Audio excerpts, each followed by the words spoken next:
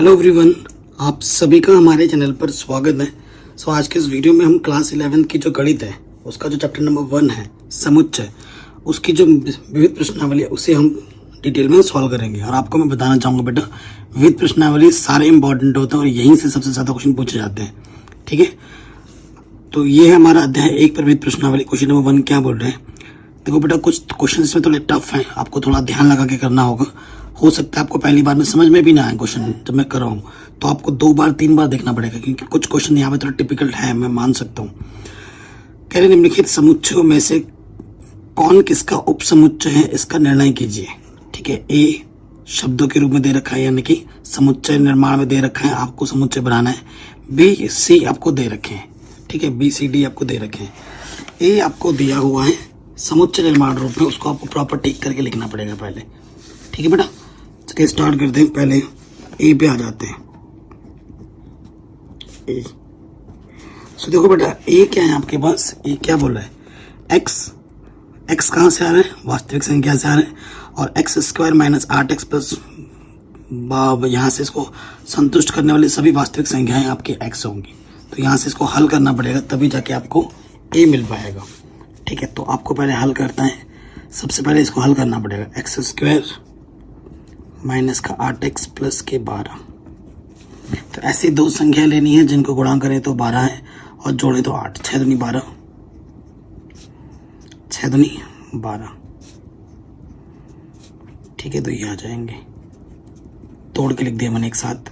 यहाँ से एक जोड़ा, यहाँ से एक जोड़ा, यहाँ से x उभयनिष्ठ, यहाँ से 2 उभयनिष्ठ। ठीक है, बाहर माइनस है तो अंदर का चिन्ह बदल गया। जो 2 बार उसको हम 1 बार लिखेंगे और जो उभयनिष्ठ निकाला उसके दूसरे वाले ब्रैकेट में लिखेंगे। तो यहाँ से मुझे इसको 0 मानेंगे तो x मुझे 6 मिलेगा, और यहाँ से मुझे इसको 0 मानूंगा तो x मुझे 2 मिलेगा। ठीक है, तो x के क्या मान आ गए? 6 और 2। तो यहाँ पे आ जाएगा 2,6। ठीक है, यहाँ पे आप लिख सकते हो दिया है। और आपको b क्या दे रखा है क्वेश्चन में? 2, 4, 6। ठीक है, और c आपको दे रखा है क्वेश्चन में 2, 4, 6, 8 ऐसे चल रहा है। और d आपको दे रखा है सिर्फ 6। तो कौन किसका उप समुच्चय है वो आपको बताना है। बहुत ही आसान सा क्वेश्चन है। ठीक है, थोड़ा ध्यान से देखिए। कौन किसका उप समुच्चय है? उप समुच्चय जानते हैं, वो पद जिसके, वो समुच्चय जिसके सारे पद दूसरे समुच्चय में आ जाते हैं। तो 2,6 इसके अंदर आ जाएगा। ठीक है, प्रश्नानुसार। देखो बेटा, 2 यहाँ है, 2 यहाँ है, 6 यहाँ है, 6 है। तो जो ए है उप समुच्चय है किसका? बी का। 2 यहाँ है, 2 यहाँ है, 6 यहाँ है, 6 यहाँ है। ए उप समुच्चय है किसका बेटा? सी का। ठीक है, और 6 यहाँ है तो 6 इसके अंदर भी है। तो देखो डी उप समुच्चय किसका है बेटा? ए का है। 6 है, 6 यहाँ पे भी है। डी उप समुच्चय बी का भी है। डी उप समुच्चय सी का भी है। ये 6 देखो यहाँ पर आ रहा है। ठीक है, अब देखो बी किसका उप समुच्चय? 2, 4, 6, 2, 4, 6 अंदर आ रहे हैं। बी के सारे पद देख रहे हो, बी के सारे पद यहाँ सी के अंदर मौजूद है। ठीक है, सो देखो बेटा क्या हो जाएगा? बी उप समुच्चय हो जाएगा सी का। ठीक है, और कोई चीज नहीं। तो ये चीज आपके उप समुच्चय थे जो कि हमें पता चल गया। उप समुच्चय पहले समझा रखा नहीं, ये विविध प्रश्नावली है। विविध प्रश्नावली क्या होती है? जो सारा आपने पढ़ रखा है उसका मिक्सचर, उसे हम बोलते हैं विविध प्रश्नावली। ठीक है, तो ये हमारे आंसर्स हो गए। बताना था कौन सा सेट किसका उप समुच्चय है। अब आते हैं नेक्स्ट क्वेश्चन में। ये थोड़ा सा उटपटांग टाइप का क्वेश्चन हो सकता है, तो देखिए बेटा, कह रहे ज्ञात कीजिए कि निम्नलिखित में से प्रत्येक कथन सत्य है या असत्य है। यदि सत्य है तो उसे सिद्ध कीजिए, यदि असत्य है तो उसका एक उदाहरण दीजिए। देखो, अगर कोई चीज सत्य है बेटा तो उसे बाय लैंग्वेज लिखते हैं। अगर कोई चीज असत्य है तो उसके लिए उदाहरण देते हैं। ये आपको पता ही है ना। और यही चीज आपको आगे भी लेके चलनी है। तो पहले क्वेश्चन पे आ जाते हैं। यदि x a के अंदर है और a सेट ए, देखो ये चिन्ह किसके लिए होता है, ये चिन्ह ध्यान रखना। अगर ए, ये होता है पद के लिए, अगर एक्स ए के अंदर है और ए बी के अंदर है तो क्या एक्स बी के अंदर होगा, ये हमसे पूछ रहे हैं। ठीक है, तो देखो बेटा क्वेश्चन नंबर 2 पे आ जाते हैं हम, सेकंड के फर्स्ट पे। कह रहे हैं यदि अगर एक्स ए का एक पद है तथा ए बी का एक पद है तो एक्स बी का एक पद होगा कि नहीं, ये आपसे पूछा है क्वेश्चन ने। सो देखो बेटा, आपको वो ऐसा एग्जाम, ये चीज़ों को सत्य है असत्य है कि चेक करने के लिए आपको एग्जाम्पल्स लेने पड़ेंगे खुद से, अपने से। ऐसे एग्जाम्पल्स लेने पड़ेंगे जो इन कंडीशन को संतुष्ट करते हो, फिर देखते हैं क्या बात हो पाती है। ठीक है, तो ये कथन सत्य है या असत्य है मैं आपको दिखा देता हूँ। माना, कंडीशन को ध्यान रखते हुए मैं मानूंगा, माना कि ए मेरे पास एक ऐसा सेट है जिसके अंदर सिर्फ एक ही पद है 2, और बी मेरे पास एक ऐसा सेट है, क्योंकि अगर एक्स ए के अंदर है तो ए बी के अंदर होना चाहिए, बी ये वाला सेट पूरा इसके अंदर होना चाहिए। तो बी एक ऐसा सेट है जिसमें ये चीज़ है। देखो ये एक्स की जगह पर ये है, ये एक्स है। ठीक है, एक्स ए के अंदर है और ये ए हो गया पूरा, ये है ना, ये पूरा ए हो गया। ए किसके अंदर है, बी के अंदर है, तो बी मैंने ले, देखो ये पूरा चीज इसके अंदर है। ठीक है, ये मैंने लिया। अब हमसे क्या बोल रहा है कि एक्स बी के अंदर होगा। ये जो एक्स है, एक्स क्या है, ये सिर्फ 2, एक्स मेरे पास क्या है, सिर्फ 2। क्या सिर्फ 2 इस बी के अंदर है बी के अंदर नहीं है, परंतु सिर्फ 2 जो है बेटा बी के अंदर नहीं है, ये बोला बी के अंदर होगा। तो ये कथन क्या हो गया बेटा, ये कथन हो गया आपका असत्य। ठीक है, अगर कोई कथन असत्य हो तो उसको बाय एग्जाम्पल देके मना करना है, ये हमने एग्जाम्पल दिया है। ठीक है, आगे समझ में। अगर आपको थोड़ा सा भी डाउट या दिक्कत लगे तो एक बार दोबारा जरूर देखें। सेकंड पार्ट पे आ जाओ। सेकंड पार्ट में क्या बोल रहा है, अगर ए बी का उपसमुच्चय है और बी सी के अंदर है तो क्या ए सी के अंदर होगा। ठीक है, स्टेटमेंट को लिखते हैं। क्या बोल रहा है बेटा, यदि ए बी का उपसमुच्चय है तथा बी सी के अंदर है तो ए सी के अंदर होगा, ये हमसे पूछ रहा है। ठीक है, तो ये कथन भी देखते हैं कि सत्य है असत्य है। एक एग्जांपल्स लेते हैं। माना ए एक ऐसा लेना है कि वो बी के अंदर है। ठीक है, बी का उपसमुच्चय है। ठीक है, तो मैंने ए मान लिया, छोटा मोटा एग्जाम्पल ले लेता हूँ 1, और बी मैंने मान लिया 1,2। देखो यहाँ 1 है, यहाँ पे भी 1 है, तो ये वाला ए सेट बी का उपसमुच्चय है। इन कंडीशन को संतुष्ट करना चाहिए। और फिर क्या बोला है, बी सी के अंदर हो। ये जो बी है ना बेटा, ये पूरा बी अभी एक पद बन जाएगा। ये क्या बनाता है, पद बनाता है। ठीक है, तो मुझे सी एक ऐसा पद लेना है जिसके अंदर पूरा पूरा बी हो। जैसे 1,2 ये पद हो गया, और मैंने और एलिमेंट ले लिया 3,4 ले लिया। ठीक है, देखो ए बी के अंदर है, बी सी के अंदर है। देखो ये बी है ना पूरा, ये बी है पूरा, ये देखो ये सी के अंदर है। ठीक है, तो जो ए है, ए क्या है हमारे पास, ए हमारे पास है बेटा ये ए पद। क्या सी के अंदर है, ए पद मतलब सिर्फ 1, ये वाला 1 ए क्या सी के अंदर है। आपका सर ये 1 है, देखो यहाँ पे भी 1 है तो सही। अरे नहीं बेटा, हमसे इसकी बात कर रहा है। क्या ये चीज इसके अंदर है, एक इस तरीके से लिखा होना चाहिए इसके अंदर। क्या है ये, बताओ क्या है ये। तो ये लिखोगे इट इम्प्लाइज, जो एक है वो नहीं है सी के अंदर। ठीक है, अर्थात ए जो है वो सी के अंदर नहीं है। तो ये कथन भी आपका क्या हो जाएगा बेटा, ये कथन हो जाएगा आपका असत्य। ठीक है, असत्य हो जाएगा। तो इसी असत्य होने के लिए आपको एग्जाम्पल्स देना है। आपने ये एग्जाम्पल दे दिया, आपका ये क्वेश्चन भी आराम से बन गया। तीसरे पार्ट पे आ जाओ। जो होगा ना बेटा उसको बाई लैंग्वेज लिखना है।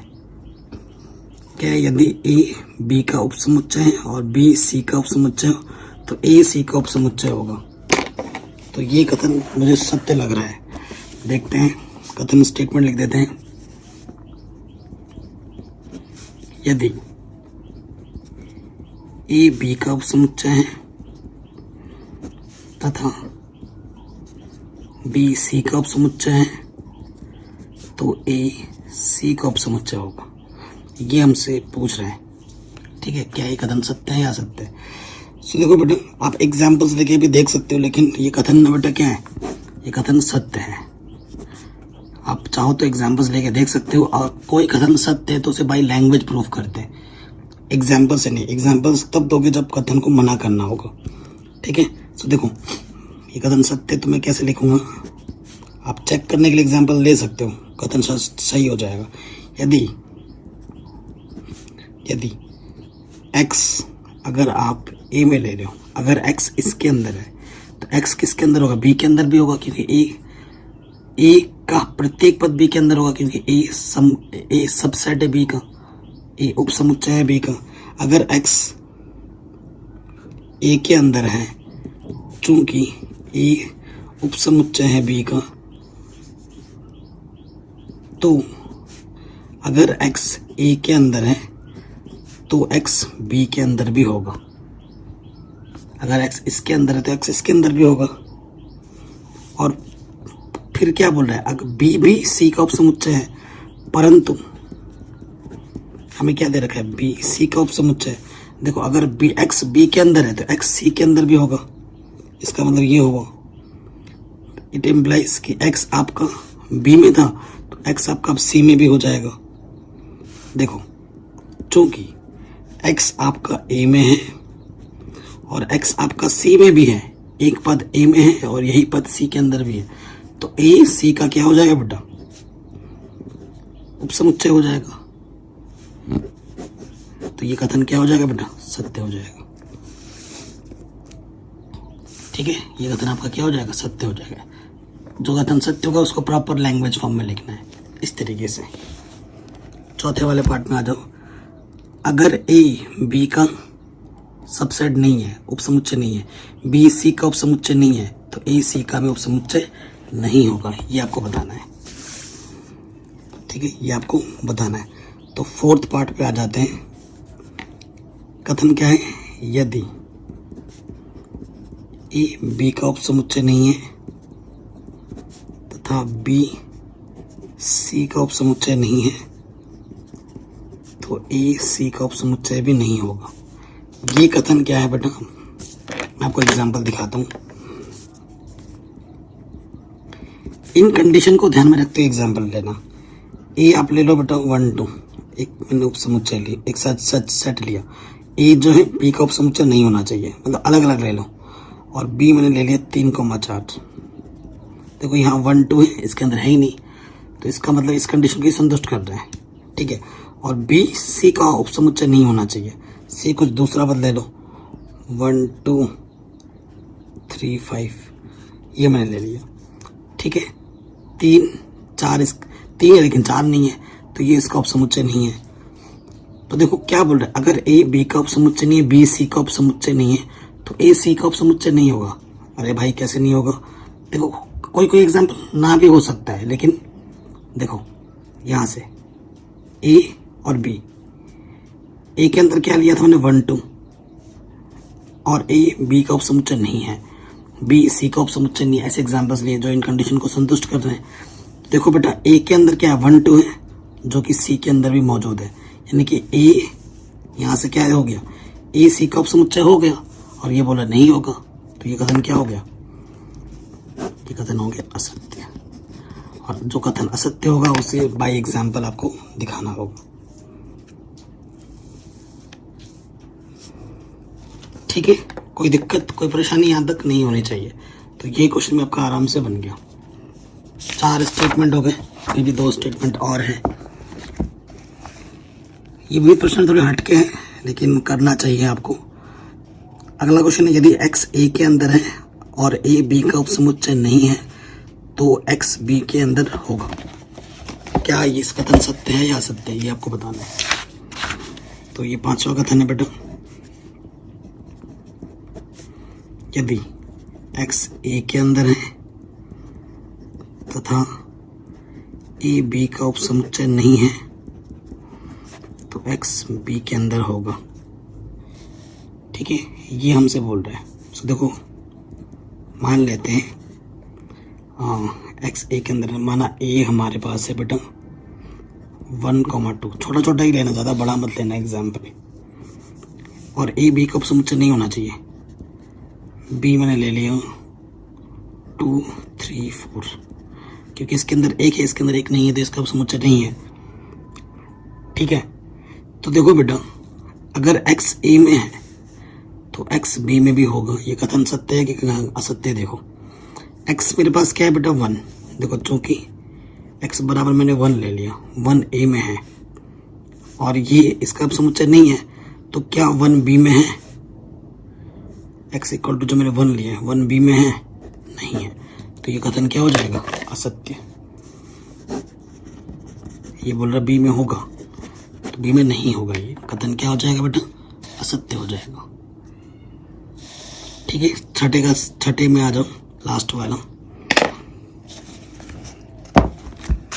कह रहे हैं अगर a b में है और x b में ना हो, देखो a b का उपसमुच्चय है और x जो पद है वो b में ना हो, तो क्या x भी a में नहीं होगा।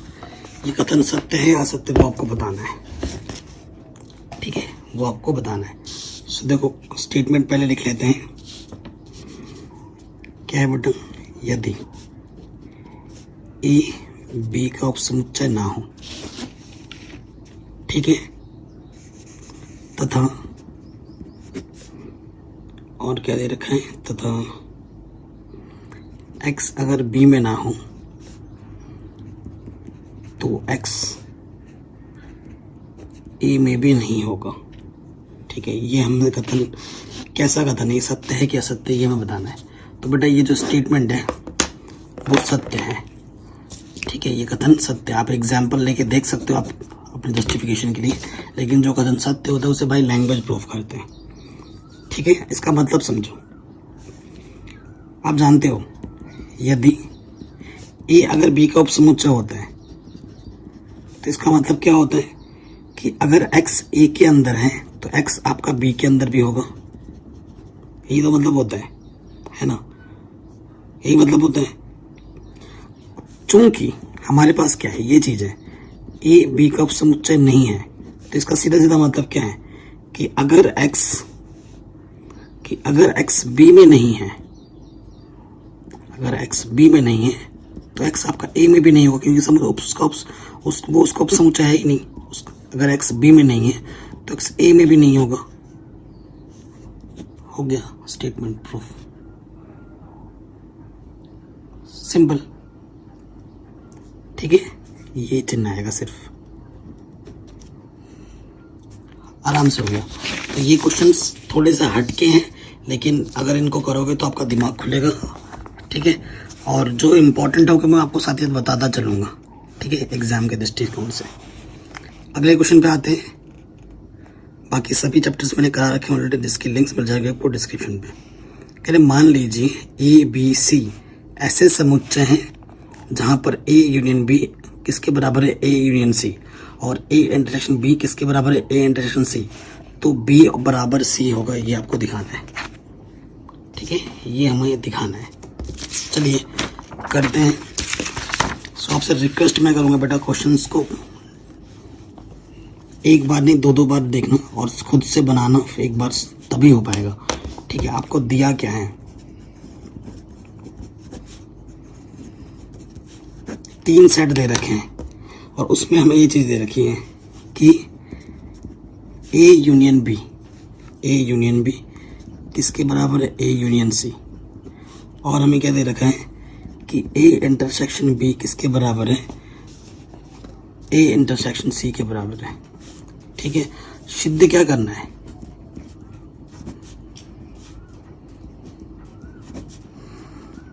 सिद्ध करना है हमें कि बी और सी आपस में बराबर है। ठीक है, ये चीज हमें सिद्ध करनी है कि बी और सी आपस में बराबर है। कोई दिक्कत नहीं, कोई परेशानी नहीं।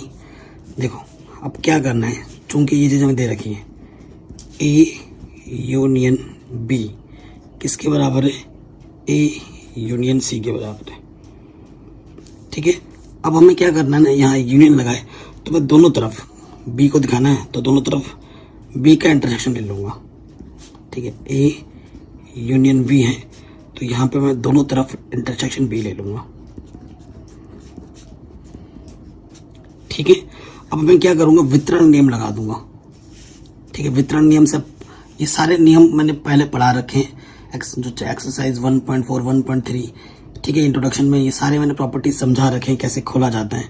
तो देखो बेटा, इसको कैसे खोलना है, ये है ना ए के साथ ये वाला चिन्ह आएगा, ए इंटरसेक्शन बी, ये आ गया, और ये वाला चिन्ह अब यहाँ आ जाएगा, फिर बी इंटरसेक्शन बी लिखने आना चाहिए ढंग से।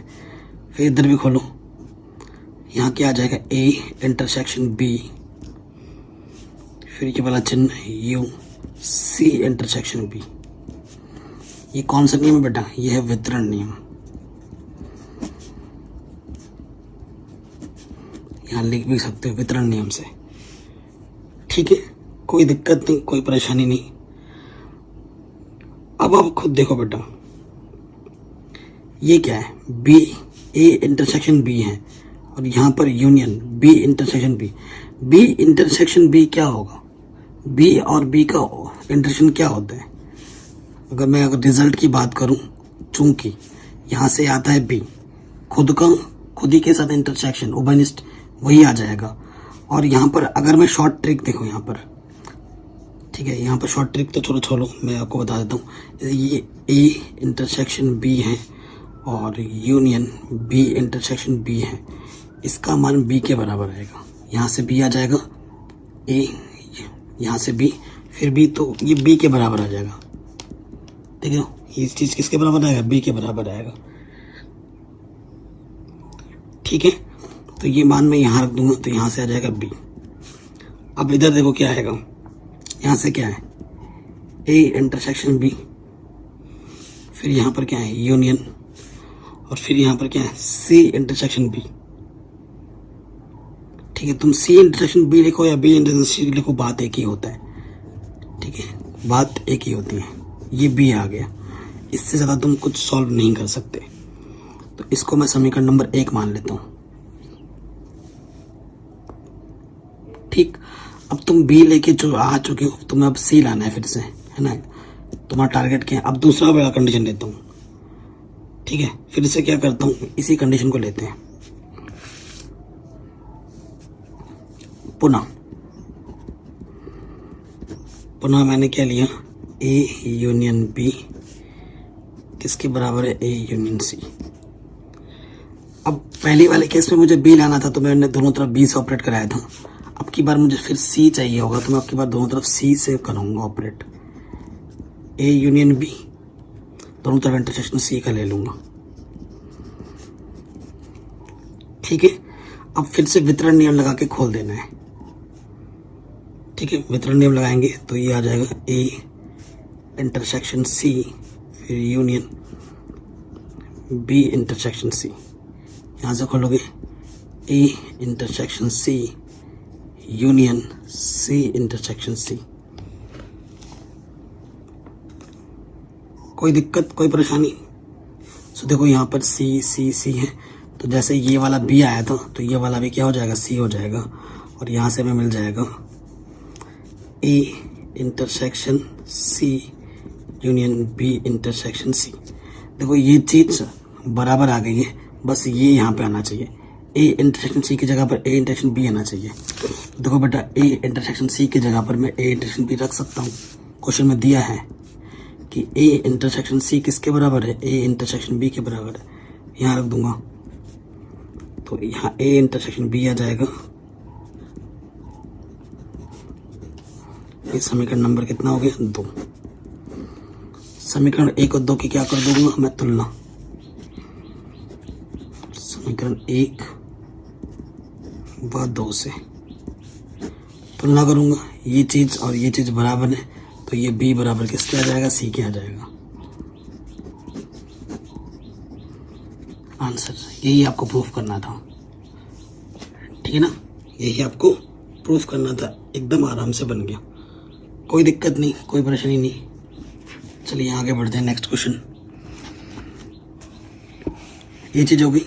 अगला क्वेश्चन क्या है, कह रहे हैं दिखाइए कि यदि ए बी का उपसमुच्चय है तो सी माइनस बी उपसमुच्चय होगा सी माइनस ए का। ये आपको करना है, ठीक है। नेक्स्ट क्वेश्चन पे आते हैं। क्वेश्चन नंबर कौन सा है बेटा, हमारा 5वां। क्या दे रखा है, यदि ए बी का उपसमुच्चय हो तो हमें क्या बताना है कि C माइनस बी उपसमुच्चय होगा C माइनस ए का, ठीक है। ये हमें करना है। अरे क्वेश्चन नंबर 4 छूट गया ना, चलो बाद में करेंगे लास्ट में, ठीक है, टेंशन मत लेना, करा दूंगा। ये चीज़ है। तो देखो बेटा, यहाँ पर ए बी है और सी है, तीन सेट है हमारे पास, 3 समुच्चय हैं, ठीक है। ये कंडीशन दे रखी है, ये हमें सिद्ध करना है, ठीक है, ये हमें सिद्ध करना है। चूंकि ए बी का क्या है बेटा, उपसमुच्चय, सबसेट है ना, ए बी का सबसेट है। सबसेट अंग्रेजी में बोलते हैं, हिंदी में उपसमुच्चय बोलते हैं। देखो बेटा, इसका क्या मतलब होगा, यदि x अगर a के अंदर है तो x आपका b के अंदर भी होगा, है ना। अगर इसके अंदर है तो इसके अंदर भी होगा, ठीक है, सीधी सी बात है, क्लियर। अब देखो, और क्या लिख सकता हूं मैं इसको, और अगर x b के अंदर नहीं है, कोई पद अगर b के अंदर नहीं है तो वो पद आपका a के अंदर भी नहीं हो सकता। इसको दूसरे शब्दों में भी ऐसे लिख सकते हैं। अब क्या करते हैं ना, यहां से आगे, क्योंकि ये चीज आपको लानी है, माइनस माइनस वाला टर्म, है ना, तो मैं उस चीज के लिए क्या करता हूँ, माना, खुद से मैं मान लेता हूँ। मैंने पहले ही बोल दिया बेटा, ये कुछ क्वेश्चन आपको थोड़ा उटपटांग लग सकते हैं, ठीक है, तो इनकी प्रैक्टिस करना, इनको छोड़ मत देना, गिव अप मत करना।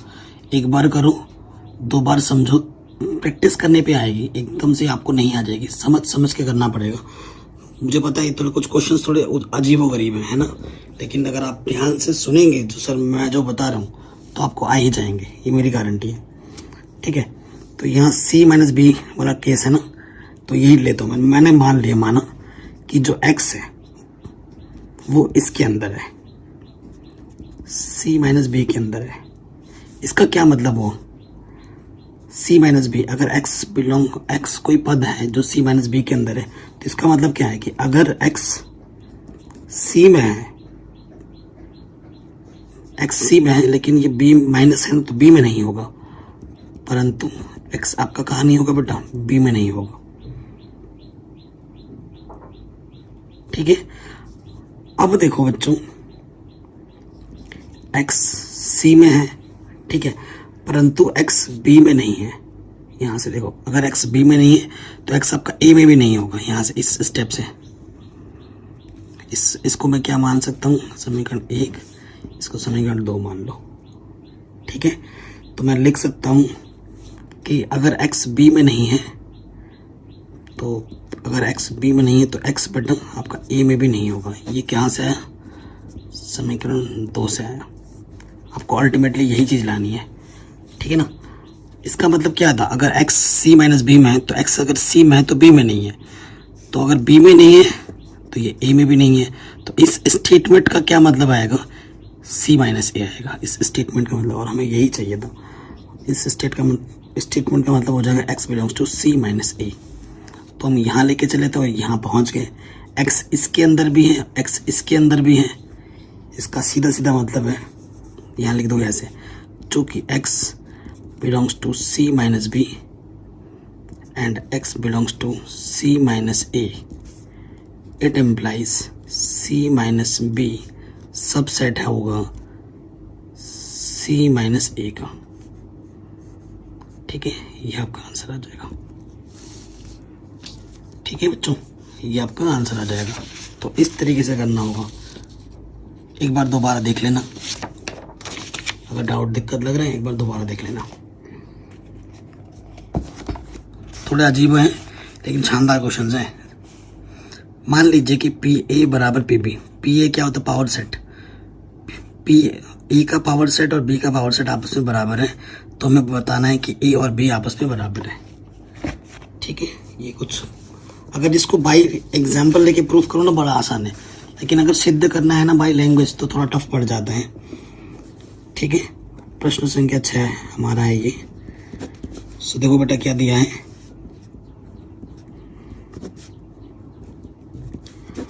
Power set of A and power set of B बराबर दे रखे हैं। सिद्ध क्या करना है?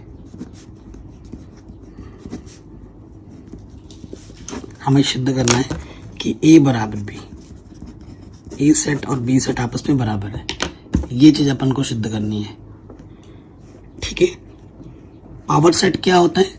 ए के जितने भी उपसमुच्चय बन सकते हैं, या कोई भी सेट है, ए ले लो बी ले लो, पावर सेट क्या होता है? जो सेट होता है उसके जितने भी उपसमुच्चय बन सकते हैं उन सबका कलेक्शन होता है पावर सेट, है कि नहीं? ये आप जानते हैं। अब देखो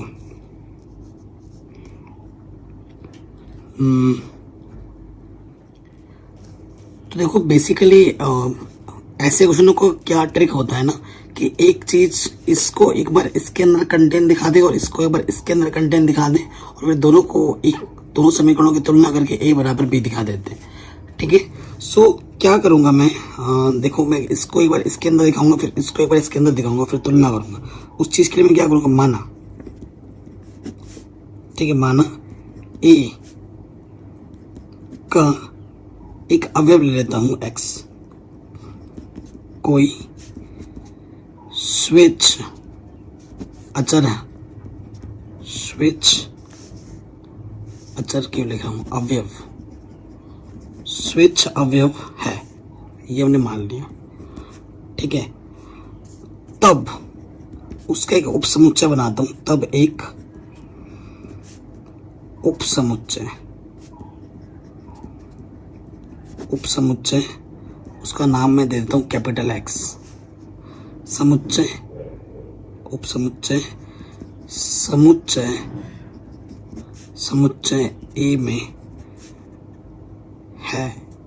किस तरीके से देखो, तो इस मैंने क्या बोला कि एक अवयव है एक्स जो कि एक्स में है।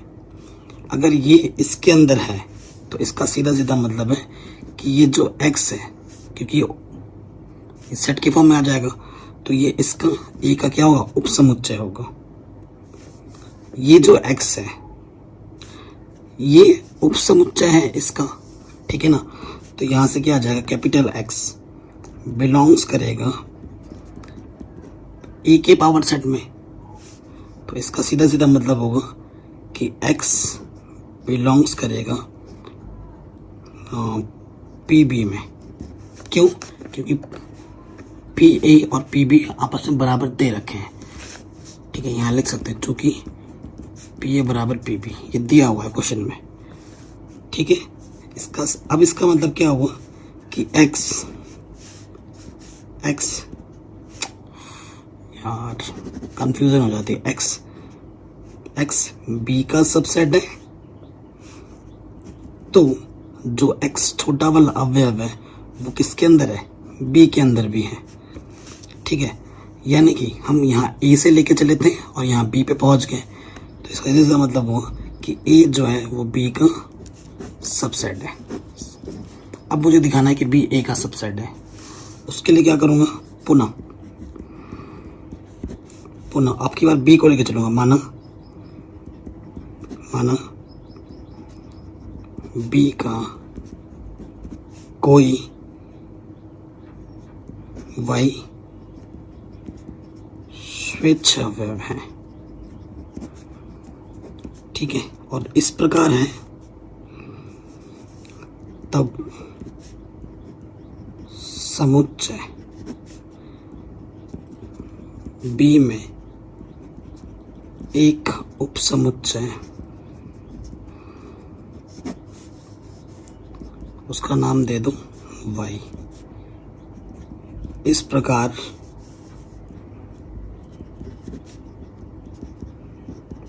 है कि जो स्मॉल y है वो y के अंदर बैठा है, कैपिटल Y, तब क्या होगा, ये जो स्मॉल y है वो इसके अंदर है, तो इसका मतलब क्या होगा कि जो y है वो b का क्या है बेटा, सबसेट है, और y जो है फिर ये जो y है इस b के पावर सेट में आ जाएगा, और y अगर pb में है तो y आपका pa में भी होगा, क्योंकि pa और pb बराबर दे रखे हैं, pb में है तो pa में भी होगा। ठीक है, इसका सीधा मतलब है कि y a का क्या हो जाएगा, उपसमुच्चय हो जाएगा, यानी कि y किसके अंदर आ जाएगा, a के अंदर आ जाएगा। आप y b के लेके चले थे, आप यहाँ a पे पहुंच चुके हो। ठीक है, अर्थात b जो है बेटा वो a में कंटेन हो जाएगा, तो b सबसेट हो जाएगा a का। आप a सबसेट b का है, b सबसेट a का है, तो अगर दोनों को एक ले चले, a इसके अंदर है और b उसके अंदर है, तो समीकरण 1 और 2 की तुलना से हमें ये निष्कर्ष मिलेगा कि ये चीज़ ये इसके अंदर कंटेन और ये इसके अंदर कंटेन तभी रह सकता है जब ये एक दूसरे आपस में बराबर हो, तभी वो एक दूसरे में कंटेन हो सकते हैं, अन्यथा नहीं हो सकते हैं, और यही आपको प्रूव करना था। ठीक है, आई नो बेटा थोड़ा सा अजीब लग रहा होगा आपको। एक्चुअली मैं ऑनेस्टली बताऊं, जब मैं आपके साथ आपकी उम्र में क्लास में था ना, तो मैंने ये सब क्वेश्चंस किए भी नहीं थे, क्योंकि मुझे बताने वाला टीचर उतने अच्छे नहीं थे और उन्होंने मुझे पढ़ाया भी नहीं था, तो मैंने पढ़े भी नहीं थे। बाद में मैंने खुद समझ के अपने नॉलेज से इसको समझ के किया है। तो आपको थोड़ा अजीब लग सकता है बेटा, लेकिन अगर आपका कॉन्सेप्ट स्ट्रांग है, अगर अपने बेसिक्स आपके ढंग से क्लियर है, तो जो भी मैं बता रहा हूँ आप समझ के कर रहे होंगे। तो इसको एक बार में अगर देख रहे हो तो 2 बार 3 बार वीडियो देखो और उसको समझ के लिखो, तभी आप कर पाओगे। ठीक है, तो ये क्वेश्चन थोड़े से ऐसे हैं, आपको थोड़े एफर्ट लगाने तो पड़ेंगे ही पड़ेंगे। ठीक है बेटा, चलिए आगे बढ़ रहे हैं नेक्स्ट क्वेश्चन में। बाकी क्वेश्चन सिंपल है, एक आध क्वेश्चन ही ऐसे हो अजीब गरीब है। अगले क्वेश्चन पे आ जाते हैं। किन्हीं भी समुच्चय ए तथा बी के लिए क्या यह सत्य है कि power set of A union power set of B इसके हैं, अपने उत्तर का औचित्य बताइए। ठीक है, सो सत्य है कि नहीं ये आपसे पूछा है। सो देखते हैं बेटा, क्वेश्चन नंबर कौन सा है हमारे पास, 7वां। ठीक है, सो ए और बी 2 समुच्चय ले रहा है, हमें चेक करना है कि P A power set of A union power set of B किसके बराबर आता है। A union B power set के आता है कि नहीं आता है। अब चेक करना है क्या ये चीज़ बराबर है कि नहीं। तो भाई एग्जाम्पल लेके ही चेक करेंगे। हम मान लेते हैं, माना छोटा छोटा ही मानना, एक ऐसा सेट ए ले लिया और एक बी ले लिया। ठीक है, छोटे छोटे सेट ले लिए, ज़्यादा बड़े लोगे तो कैलकुलेशन बड़ी हो जाएगी। तो पावर सेट ऑफ ए क्या हो जाएगा। ठीक है, पावर सेट ऑफ ए, तो ए का उपसमुच्चय अगर बनाना है, एक ही देखो उपसमुच्चयों की संख्या अगर आपको निकालने के लिए पूछा जाए, आपको फॉर्मूला पता ही होगा। उपसमुच्चयों की संख्या कैसे निकालते हैं, 2 की पावर n। तो इस एक पद है, इसमें भी एक पद है, तो उपसमुच्चयों की संख्या कितनी होगी, 2। हर एक समुच्चय का उपसमुच्चय खुद वो सेट होता है और फाइव होता ही होता है, ये तो आप जानते ही हैं, है ना। तो ए का उपसमुच्चय क्या होगा, ए का उपसमुच्चय एक तो 5 होगा और खुद वही सेट होगा, और बी का उपसमुच्चय क्या होगा बेटा, 5 होगा और वही सेट होगा। कोई दिक्कत कोई परेशानी यहाँ तक नहीं होनी चाहिए। अब पावर एफ सेट ऑफ ए अगर लिखना है प्रॉपर वे में, पी अगर लिखना चाहते हो तो इसके अंदर बंद कर दो 5 और ए, और पी बी क्या हो जाएगा 5 और बी। कोई दिक्कत कोई परेशानी। अब हमें क्या निकालना है, power set of A union power set of B, है ना। तो यूनियन का मतलब होता है सम्मिलन, फाइव फाइव दो बार है तो एक ही बार आएगा, यहाँ ए आ जाएगा और यहाँ बी आ जाएगा। समीकरण नंबर 1 मान लो। ठीक, अब क्या करते हैं, ए यूनियन बी निकालते हैं, है ना।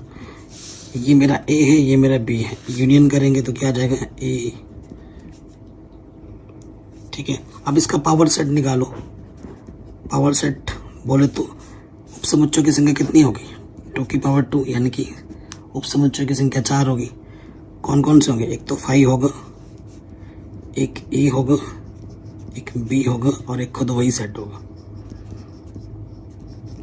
ठीक है, पावर सेट है तो एक साथ लिख दिया। अब ये आगे दूसरा, क्या समीकरण ए और समीकरण बी आपस में बराबर है, ये चीज और ये चीज आपस में बराबर है, बिल्कुल नहीं है। तो लिख दोगे समीकरण 1 तथा 2 से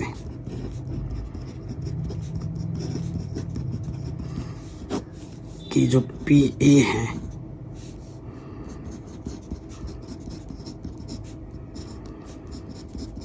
वो कभी भी आपस में बराबर नहीं होते हैं।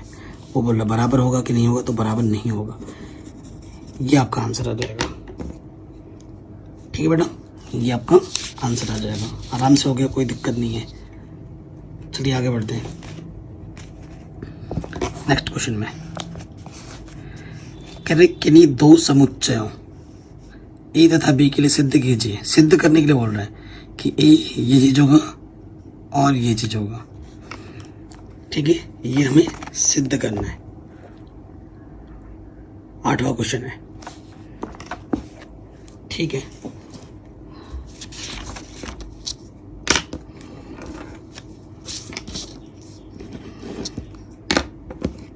आठवां क्वेश्चन है। सो देखो बेटा, हमें क्या करना है, सिद्ध करना है। ए किसके बराबर है, A intersection B union A minus B. और दूसरा क्या सिद्ध करना है हमें, दूसरा सिद्ध करना है हमें ए यूनियन बी माइनस ए किसके बराबर है, ए इंटरसेक्शन बी के बराबर है। ये चीज हमें सिद्ध करनी है।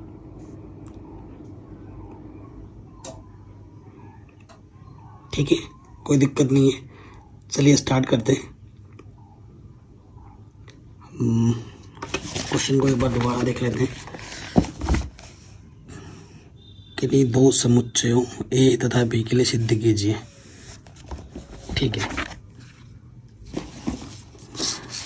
देखिए हमारे पास क्या है, चूंकि ए बराबर हमारे पास क्या है, A intersection B union A minus B, यही है। ठीक है, सो देखो चीजों को हम कैसे लिख सकते हैं। देखो ये हमारे पास क्या है, ए इंटरसेक्शन बी है, यहां पर यूनियन है। ए माइनस बी का मतलब क्या होता है, A intersection B dash, B minus है ना, तो बी नहीं, बी का कॉम्प्लीमेंट। ठीक है, ये होता है ए माइनस बी का मतलब क्या होता है, A intersection B, B minus हो रहा है यानी कि बी नहीं है, यानी कि बी का कॉम्प्लीमेंट। ठीक है, ये जा गई। अब देखो इसको सॉल्व करके एक्चुअली ए लाना है, या तुम बायां पक्ष लेके तुम ये ला सकते थे। ठीक है, ए लाना है ये कुल मिलाकर। अब देखो ए इंटरसेक्शन बी हो गया,